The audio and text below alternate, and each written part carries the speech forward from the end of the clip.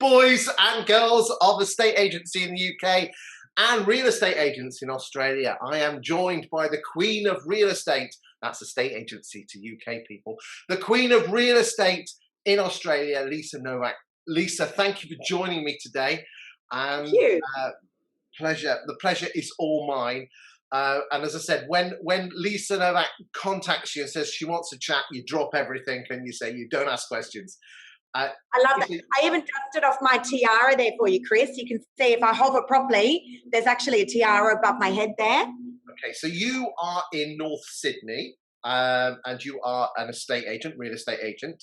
Right. Love that part of the world. I actually went over to Manly Beach about 20 years ago. So there you go. Talk about small world. But anyway, people don't care about my travels. The purpose of today's call is, can social media replace the portals when selling homes? Talk to me. Yeah. Look, it's something that social media was something I stumbled upon 3 years ago. I came into real estate sales just 3 years ago. I'd always been in the background of our business, but there was a lot that I saw, Christopher. I thought there's just no other option out there for these vendors. There is no true $0 marketing. And I know you guys over in the UK, you agents, you pay for the marketing. I understand that, but the money comes from somewhere, right? There was really no true $0 marketing strategy. And then we had this wonderful tool called social media that was right there at our disposal, yet it was extremely underutilized. And I had a vendor very early on contact me and say, look, I don't have any money for marketing. I don't want to do a big auction campaign. He was terminally ill and he was given 2 weeks to live. And I thought, I've got my iPhone. I've got my Facebook page. I wonder if I could just go and do a quick, raw, authentic video and get that out onto my social media and see if maybe I can get some eyeballs. Anyway, long story short, I very quickly sold his property that week for a phenomenal price. And it was at that moment that I realized there's a lot of eyeballs on social media. If I can build the right tribe, the right kinds of followers onto my social media, then maybe, just maybe, that's exactly what I'm able to offer to sellers. Because that's all a portal is. It's just putting the property in front of as many people as possible, isn't it?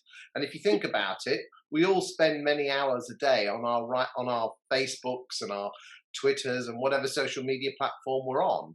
So, well, interesting that you say that, because if you go onto your iPhone, it'll actually tell you where you spend the most amount of time. It'll tell you the apps where you spend the most amount of time. Now, the real estate portals, I'm a real estate agent, and the real estate portals did not even come in the top 10 of my most commonly used apps. All right. It was Facebook, Instagram, LinkedIn, WhatsApp. So I just followed the eyeballs. I mean, people are going to say, well, if someone's looking on Facebook and they're looking at pictures of their children, their grandchildren, they're not looking for property. Whilst if they go onto the portals, they've got a mindset that they are looking for property. So, can you really sell houses and let houses through putting an advert on Facebook? Yeah. So it's not so much about putting an advertisement there. That certainly does work. I think the niche that I cut out for myself in the market was I was putting out onto my social media raw, authentic video content, short little sharp videos, but I was giving my tribe, what I call my tribe, my followers, things that they couldn't find anywhere else but on my social media. So buyers that wanted the sneak peek on property before they launched out to those real estate portals, if they follow my social media, that's where they'll get to see it first. So I very quickly started to realize that if you build up the right kinds of followers on your social media, i.e. the buyers, then you will build up those followers. So it isn't just a case of just chucking adverts out, and as you say, adverts do work. It's a case of creating compelling, interesting, intriguing content that people want to follow you, and if people follow you, then your content will appear on their social media stream. Is that what we're talking about? Absolutely. And not only that, look, here's the thing. The whole followers thing is actually fake news. You don't need 10,000 followers to do this. You just need a few hundred of the right types of followers. That's a really important point, because those followers, trust me, they will tag and they will share with their friends if they see a property that someone likes, they would tag that with one of their friends, or they'll share it. So you don't need thousands and thousands of followers for this. I learned that quickly. So really what you're doing is you're getting your followers to almost do your work for you, and actually sharing it with the people they know. So instead of having one Lisa Novak flying around the Sydney area, we have lots of mini-me's flying around of Lisa Novak's, basically sharing stuff out. So really, are you saying that numbers are almost vanity, the likes and the shares and all that malarkey? They are. They're fake news. I can tell you that now. You know, look, I'm fortunate. I've built up a lot of followers over 3 years. But when I first started out, I didn't have that many followers. In fact, it was a lot of my friends that were on there, who now don't follow my social media because most of them don't want to buy properties. But, you know, you've got to be building up the right kinds of followers. Now, when you give people the content that they want to see, so we just had a quick chat off air, Christopher.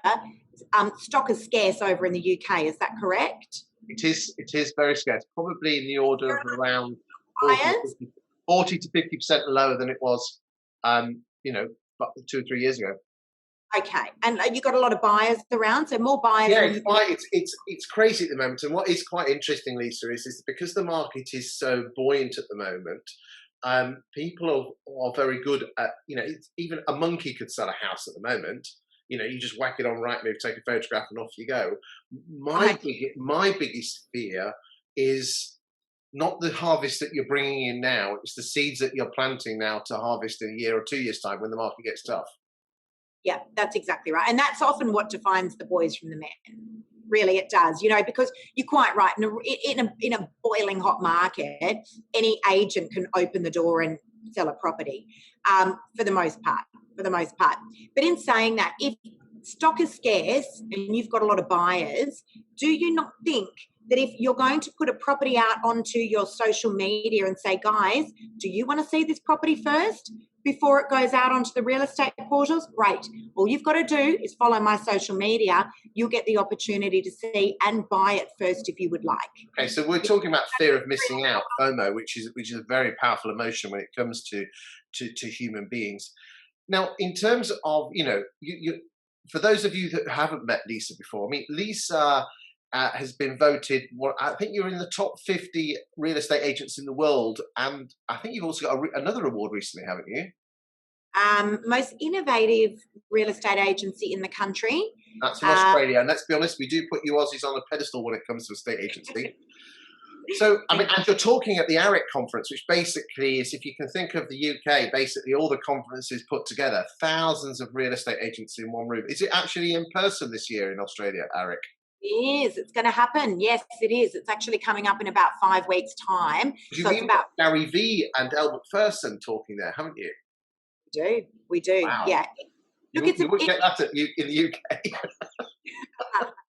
It is a big deal. It's actually a big honour to be able to speak in front of 4,000 real estate agents. It really is.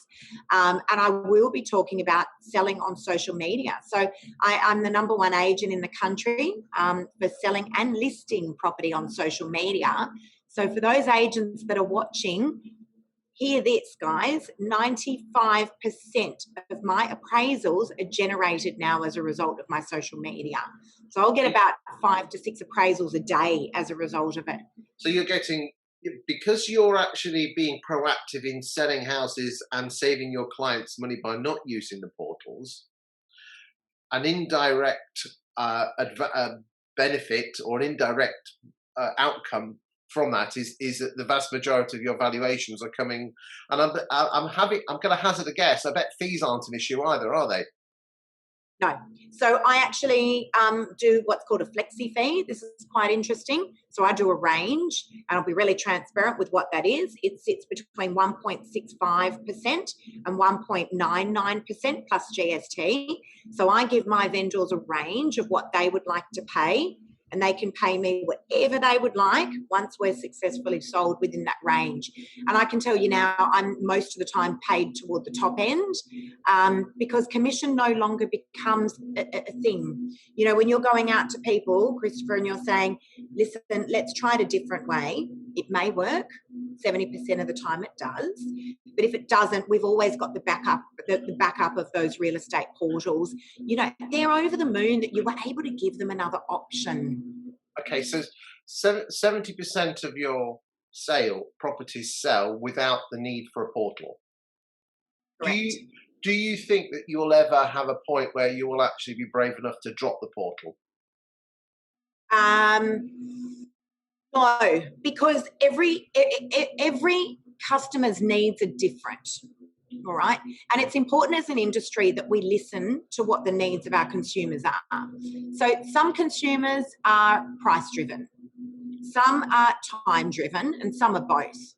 So depending on what the needs of my consumers are, depends on how I execute my strategy.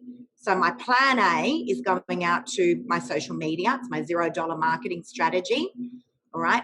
And I now know that that works really well for about 1 to 2 weeks. And then it loses its dazzle. The portals do as well, to be fair. If I don't have that knock your socks off offer there, then I will actually launch it out to the real estate portals. There are times when I do run them both consecutively. Okay, but in Australia, the homeowner pays for the portal, whilst in the UK, the estate agent pays for the portal. Do you think there'll ever be a time where UK estate agents will be able to solely go through the social media way and drop the portal completely? Do you think? Yes. Okay, so let me answer you this. If I rewind 3 years ago and then fast forward 3 years, what has changed with how I sell property is mind-blowing. You know, I think we cannot deny the force of digital. It's huge. Facebook, Instagram, LinkedIn. Look how fast technology's changed, Christopher, in 3 years. I would suggest the answer is yes. I think if you look at what Facebook are doing with Marketplace, I think that's where the answer lies. And, you know, these days when you're on your mobile phone, you're looking for a barbecue and next minute your whole feed's full of barbecues. Same thing's going to happen with property. I mean, certainly it's all about telling the story, and I certainly wouldn't recommend any estate agent just dropping the portals and starting what Lisa does the next day. What you almost need to do is prove your worth, prove the story with using social media, and then in a couple of years' time, you could probably drop the portal because you've already told a great story by saying, look, every other agent goes on, you know, our biggest portal is Rightmove, but I've been able to sell these houses, twice as quick as anyone else for 5% more money, which is an extra £10,000 in your back pocket. You have to prove that it works because the people's perception is, oh, I've got to go on the portal, haven't they?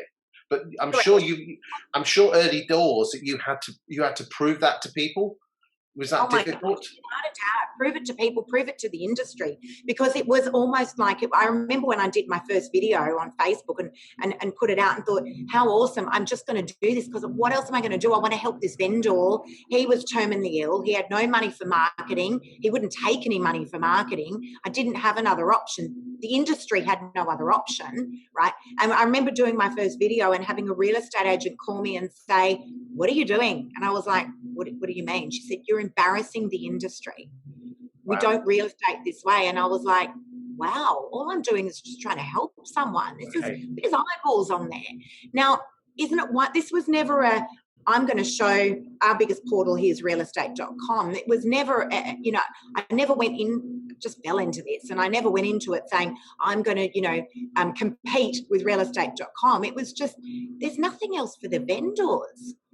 Like, surely there must be an option. Okay, so so basically the plan is to, number one, start doing the videos and the content. Don't drop the portal from day one. Now, you said earlier on it's all about the content. So most estate agents' content on social media basically revolves around, look at us, we're brilliant.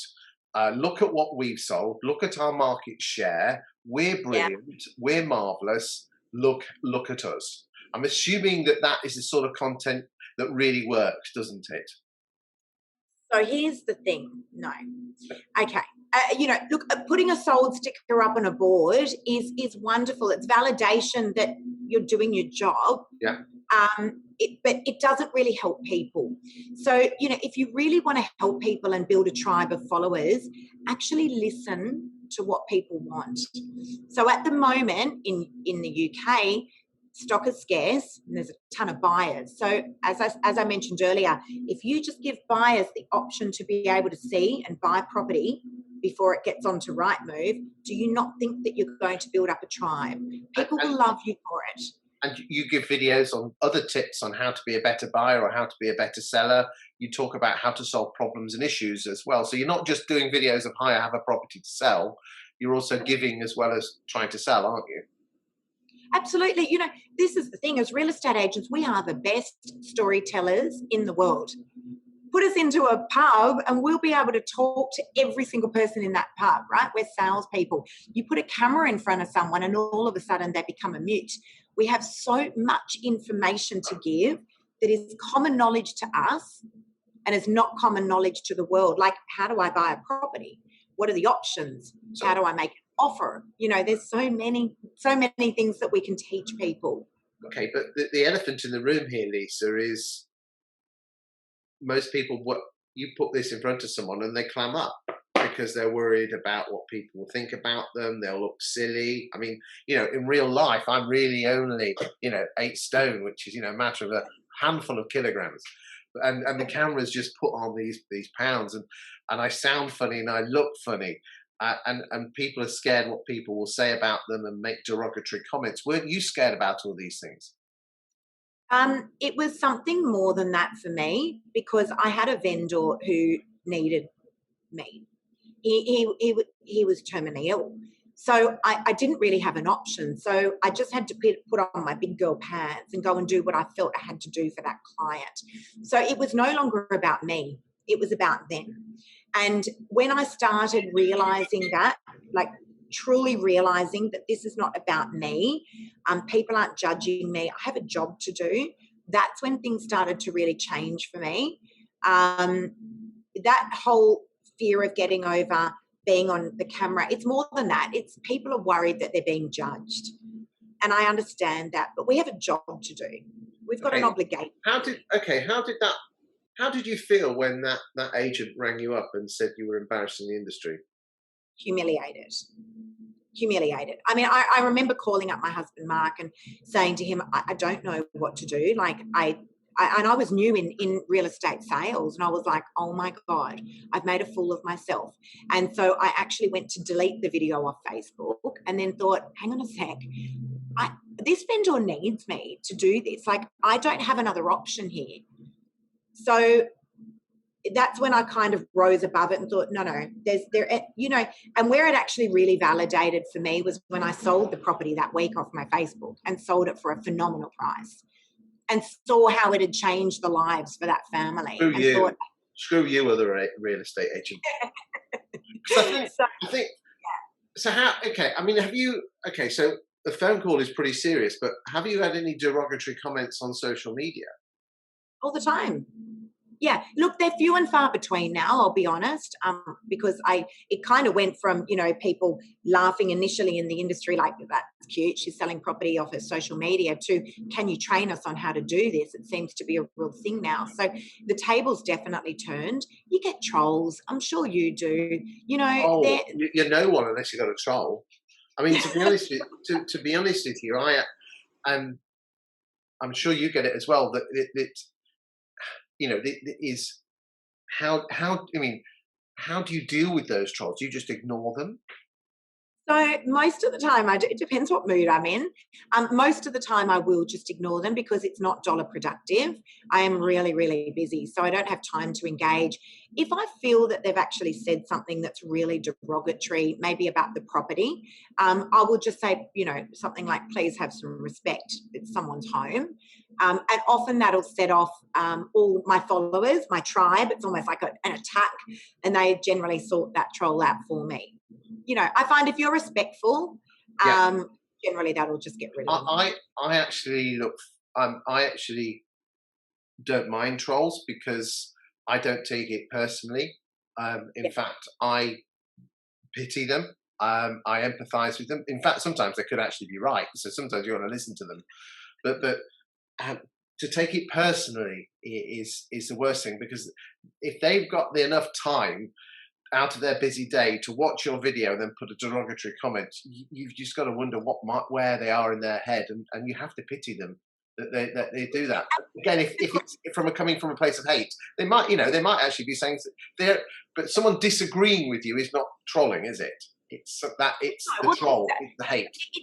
it depends what the comment is. But the wonderful thing about social media is if you don't want to see me come up on your feed, you can just click unfollow. It's that simple. I can't do the same thing with a TV commercial, right? I've got to mute it or I've got to switch to another channel. So, and you don't call Coca-Cola and say, oh my God, you're on my TV channel again, right? So that, but they have the option on social to just unfollow. Of course they have. So, okay, so we've got talking to some estate agents. Let's go through some tips, let's almost, I'm going to get all the goodness that you're going to be talking to those 4,000 real estate agents. I want them on this now for the people that are watching this. So you're going to be doing, what's the first things we need to be doing? I mean, are we just doing videos on the properties we're selling, or are we doing other videos? So, okay. So what you want is you want my secret herbs and spices. That's what you're after. Okay. All right. So I'll give you guys a few tips. All right. But they're only going to work if you use them. They're not going to work. It's okay. Unfortunately, it's like losing weight. You can't just lose weight. You've actually got to diet and exercise. Social media is the same. So here's the thing. First of all, you've got to be doing raw, authentic video content. Don't worry about doing the fancy Hollywood style production videos. Social media does not like those. And you've got to be just for yourself, in essence. You don't. I've seen so many people that are saying, "Well, I need to put fancy graphics on and logos and things." No, Yeah, and don't use filters. You don't need all that stuff. That's for you. People don't care for all that kind of stuff. They actually want to. I use filters. I have to actually be fatter. I use the Instagram fatter filter, because really in real life I am literally. Is that a beard filter? I'm only 70 kilos or 10 stone in real life, but for everything else, I just have to have that plumper filter. People do like fatter people. Go on, I'm pulling your leg. So guys, you got to be doing the raw, authentic video content. Now, they should only be about 60 seconds long.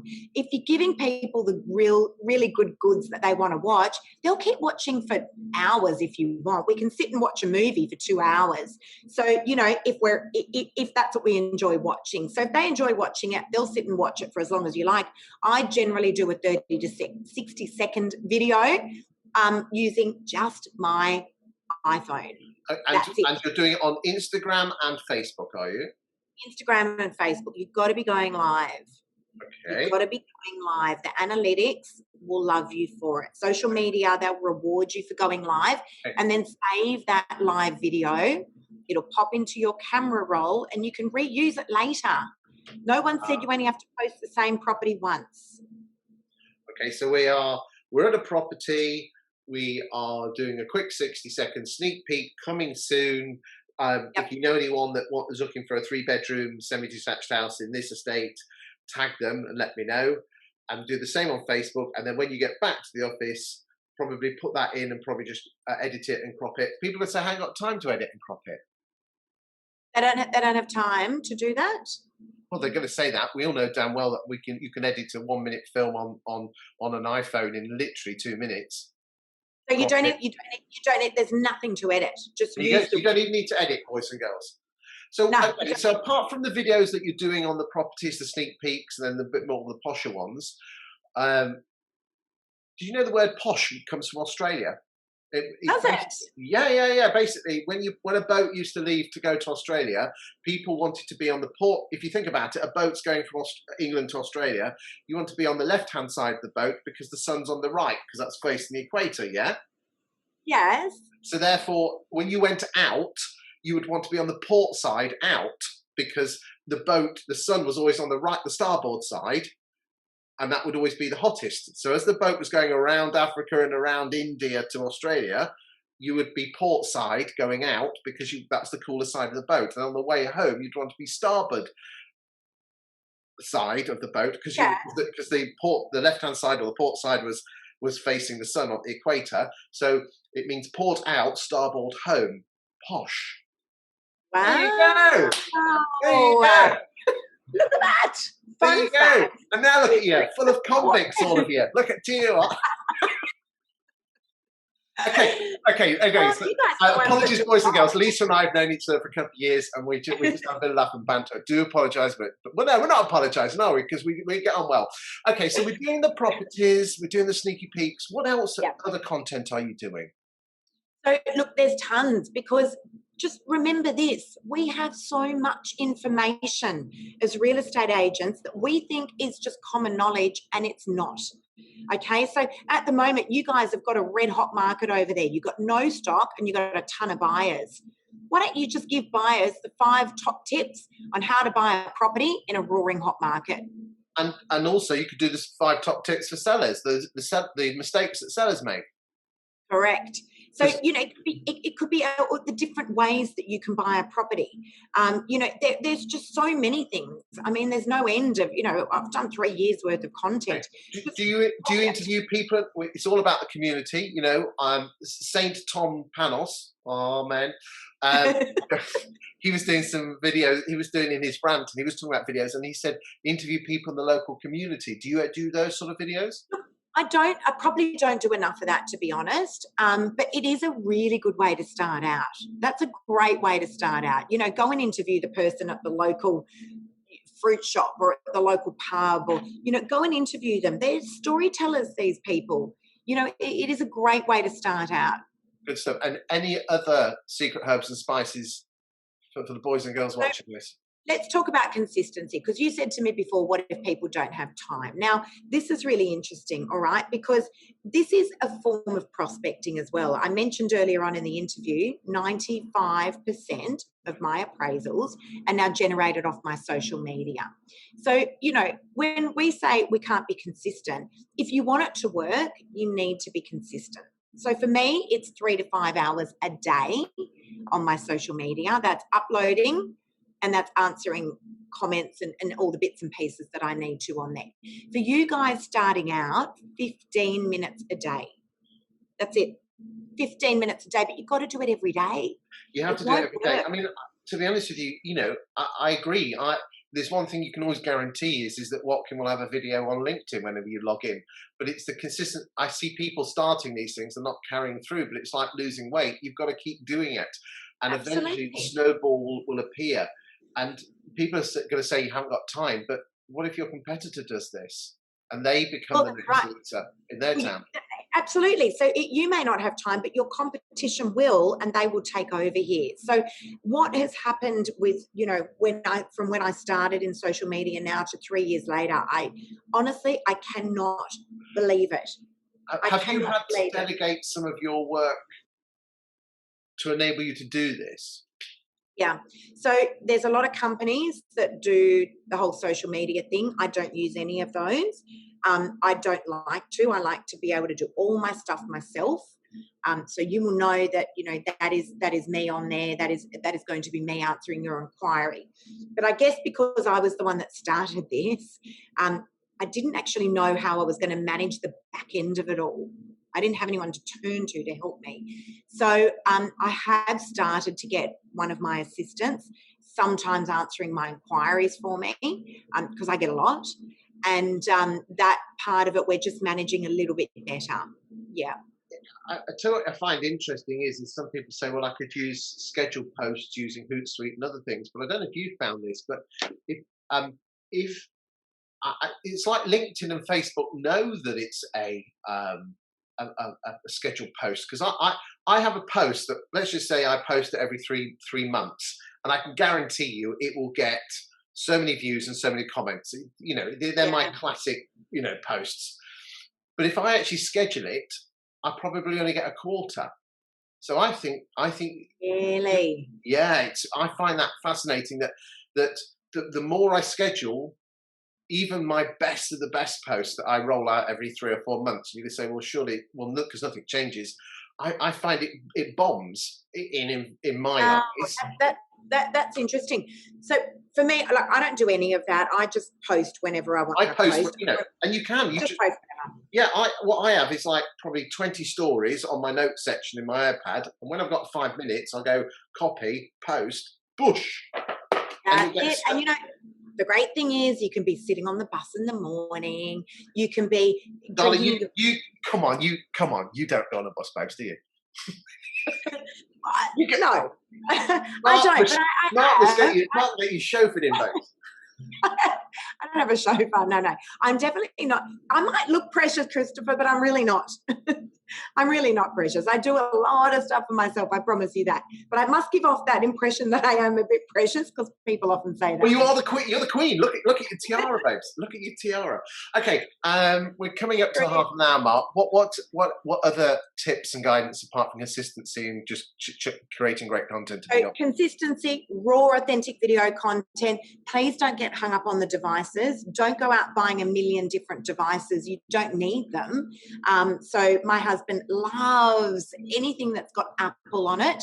So I've got every selfie stick and microphone and you name it, I've got it. I don't use any of it, none of it. I use this, my iPhone. That's what I've got with me all the time.